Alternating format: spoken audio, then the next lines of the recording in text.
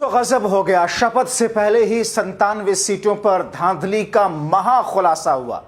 Video हुआ leak. अब क्या कोर्ट कराएगा दोबारा मतदान? स्वागत है आप सभी का। आप देख रहे हैं द राजनीति का विशेष सेगमेंट खबर और विश्लेषण। मैं हूं जबार खान।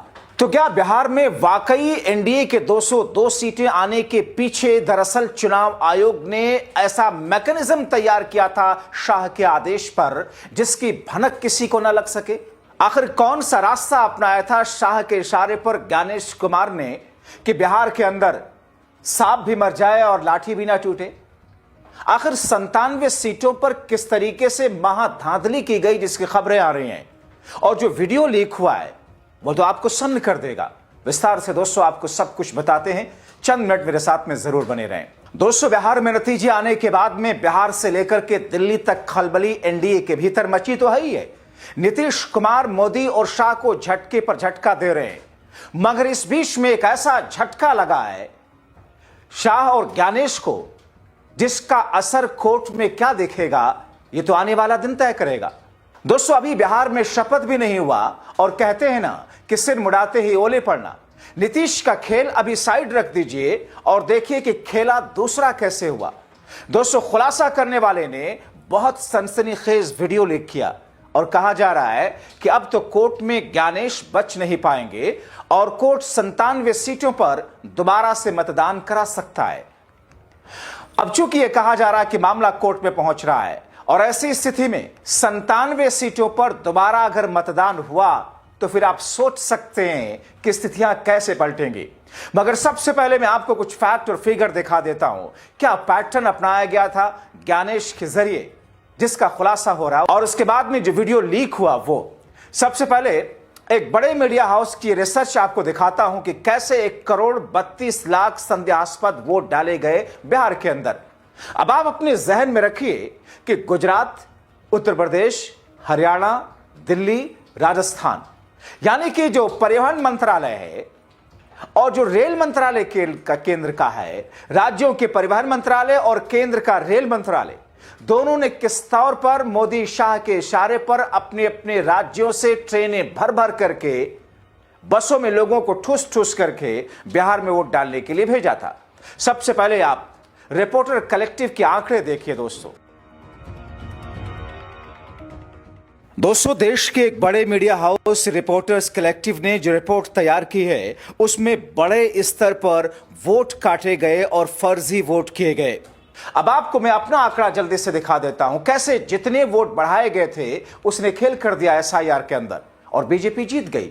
अब देखिए दोस्तों, इस स्क्रीनशॉट को एक एक करके आप देखते जाइए कैसे भारतीय जनता पार्टी ने एजियाओ में किस तरीके से जीत हासिल की है। यानी कि जो वोट बढ़ाए गए एसआईआर के अंदर इस विधानसभा में, उसका मार्जिन आप देख लीजिए और भारतीय जनता पार्टी की जीत की मार्जिन को देखिए और उसके बाद में अंदाजा लगाइए।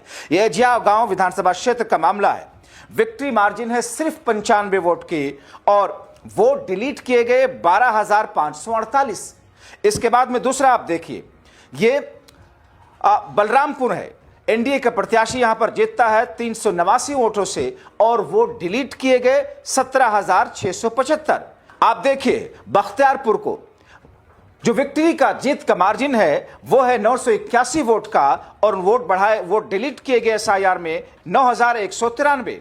इसी तरीके से आप देखिए बेलागंज में जीत का मार्जिन है 2,882 वोट और वोट डिलीट किए गए 15,061 वोट।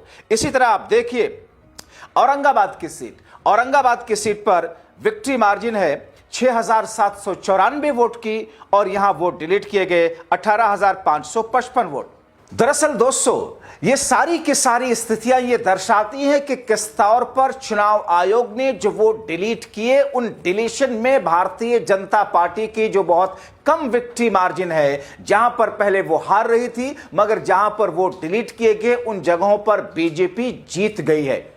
और ऐसी कम से कम 97 ऐसी सीटें हैं दोस्तों जहां पर वो डिलीशन और भारतीय जनता पार्टी या फिर एनडीए के किसी प्रत्याशी की जीत हुई बहुत कम मार्जिन से। यानी कि जितने वोट डिलीट चुनाव आयोग ने किए थे उस सीट पर भारतीय जनता पार्टी को फायदा हुआ।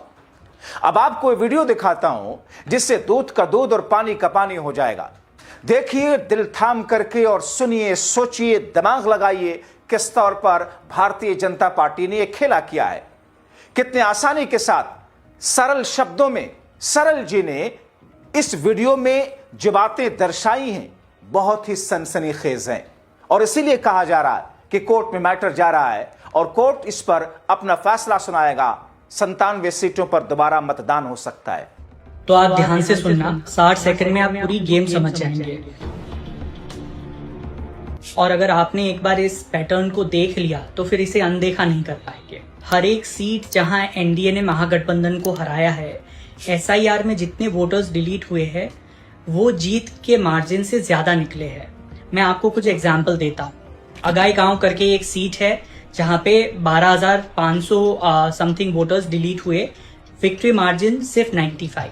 बलरामपुर में 17,500 वोटर्स डिलीट हुए, विक्ट्री मार्जिन सिर्फ 389। बख्तियारपुर में 9,200 वोटर डिलीट हुए, विक्ट्री मार्जिन 981। बेलागंज में 15,200 वोट डिलीट हुए, विक्ट्री मार्जिन 2,800। औरंगाबाद में 18,500 वोट डिलीट हुए, विक्ट्री मार्जिन 6,700। ये सारी सीट्स पिछले चुनाव में महागठबंधन के पास थी और इस बार एनडीए ने जीती है। और मैं अब तक 150 सीट्स के रिजल्ट देख चुका हूं और एसआईआर से उसको टैली कर चुका हूं। ऐसी 5 नहीं 30 से भी ज्यादा सीट है जिसमें यही पैटर्न नजर आता है। और सुनिए, I have not come across a single seat जहां पर महागठबंधन जीता हो, लास्ट टाइम वो सीट एनडीए की हो और उसका विक्ट्री मार्जिन डिलीटेड वोटर से कम है। तो क्या ये संयोग था या ये प्रयोग था? ये बिल्कुल संयोग नहीं था। इसमें आप फर्दर डिग करेंगे तो एक और इंटरेस्टिंग पैटर्न निकल कर आएगा। जहां महागठबंधन जीत भी गया है वहां मार्जिन गिरा है जहां जितना डिलीशन सबसे ज्यादा हुआ है। फॉर एग्जाम्पल, ब्रह्मपुर करके एक सीट है, लास्ट टाइम आरजेडी के शंभुनाथ यादव जीते थे यहां से 51,000 वोट से। इस बार उनकी विक्ट्री मार्जिन वो गिर के 3,000 हो गई और एसआईआर में यहाँ पे 16,000 वोट डिलीट हुए थे। उसी तरह आप देखेंगे विभूतिपुर करके एक असेंबली कॉन्स्टिट्यूएंसी है, लास्ट टाइम सीपीआईएम के अजय कुमार यहाँ से जीते थे 41,000 वोट्स के मार्जिन से। इस बार उनका विक्ट्री मार्जिन गिर के 10,000 हो गया है और यहाँ एसआईआर में 11,000 से ज्यादा वोट डिलीट हुए हैं। तो फॉर्मूला सिंपल है, जितना डिलीशन उतना एनडीए को फायदा, जितना डिलीशन उतना महागठबंधन को नुकसान। तो ये जो हम पहले से कह रहे थे कि ये स्पेशल इंटेंसिव रिवीजन नहीं, ये स्पेशल इंटेंसिव रिगिंग था और ये रिगिंग हमारे सामने आ गया है, जनता के सामने ये पैटर्न आ गई है। अब आप खुद सोचिए कि क्या बिहार में ये चुनाव था या डेटा ड्रिवन वोट चोरी थी? पैटर्न और जवाब आपके सामने है। दोस्तों, आपके सामने ये 2-3 चीजें जो इस वक्त हमने रखी हैं। मैं अगले वीडियो में कुछ और फैक्ट आपके सामने लेकर के आऊंगा, लेकिन इन तमाम चीजों से इतर इस बात से कतई नजर कि वोट चोरी हुई, धांधली हुई, लेकिन यह भी एक फैक्ट है कि भारतीय जनता पार्टी ने जिस मैकेनिज्म के साथ में चुनाव लड़ा, उस मैकेनिज्म के साथ में इंडिया गठबंधन चुनाव लड़ने में पूरी तरीके से फेल रहा। अब ऐसी स्थिति में दोस्तों, दोष सिर्फ वोट में धांधली या चुनाव में धांधली का ही नहीं, बल्कि इंडिया गठबंधन को जब यह पता है कि उनका मुकाबला मोदी और शाह जैसे नेताओं के साथ में है, जिनके साथ में कथित तौर पर चुनाव आयोग और एजेंसियां मिली हुई है, तो फिर उनको अपने स्तर की तैयारी को और बड़े पैमाने पर रखना बेहद जरूरी था।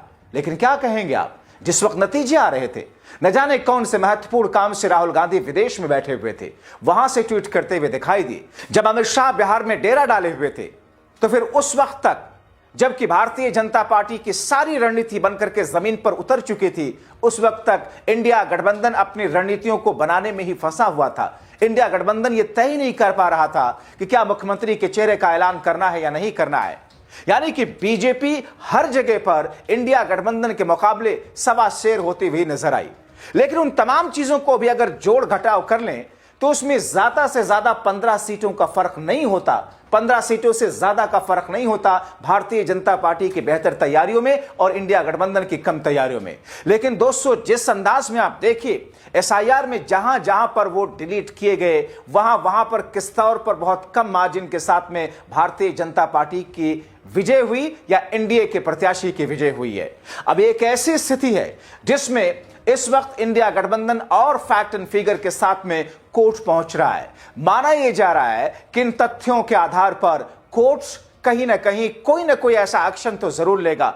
वो दिन चले गए जब चुनाव आचार संहिता लगने के बाद से लेकर चुनावी प्रक्रिया पर सिर्फ चुनाव आयोग फैसले लेता था।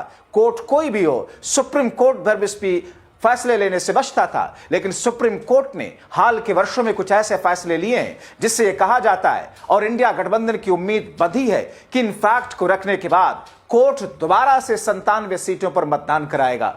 हालांकि इस बीच में एनडीए की सांसें तो वैसे ही अटकी हुई हैं, क्योंकि नीतीश कुमार ने मोदी और शाह दोनों की बात को खारिज कर दिया है। कैसे, आप मेरा दूसरा वीडियो देखिए। आप क्या सोचते हैं दोस्तों इस महाधांधली और 97 सीटों की इस गुणा गणित पर? अपनी राय कमेंट बॉक्स में जरूर लिखें। अभी के लिए इतना ही, शुक्रिया।